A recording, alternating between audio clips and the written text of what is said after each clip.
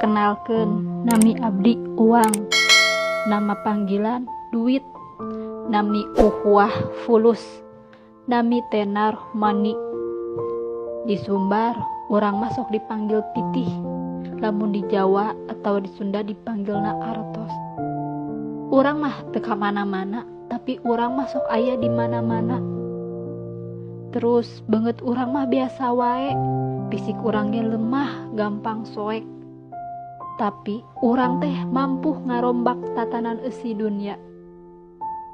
Urang ge bisa ngarubah perilaku nepi ka sifatna manusa. Sabab manusa loba anu ngaidolakeun urang. Loba manusa ngubah kapribadianana demi urang.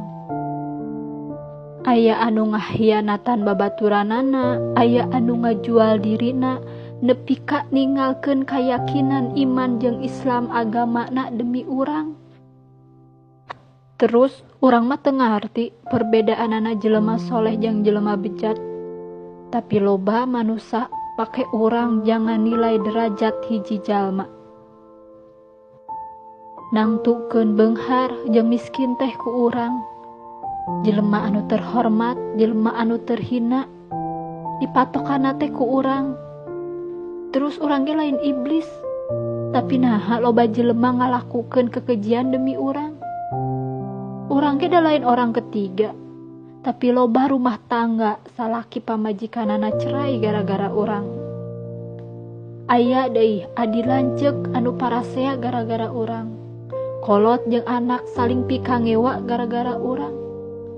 Jelas-jelas urang teh lain Gusti Allah, tapi naha manusia sujud ka urang jiga ka Allah. Nepi ka loba hamba-hamba Allah leuwih ngahormat ka urang. Padahal Gusti Allah mah geus pesen ulah jadi hamba uang. Kuduna urang anu ngalayanan manusia, tapi kalah tibalik manusia anu ngalayanan urang. Urang mah teu pernah ngorbankeun diri urang jang sasaha ge. Tapi loba jelema anu narohkeun nyawana demi urang. Ku urang ayeuna di bejaan. Urang mah kur bisa jadi alat babayar hirup maraneh, bisa mayar obat maraneh lamun dina gering. Tapi urang mah teu bisa manjangkeun hirup maraneh, wahai anu ngaranna manusia.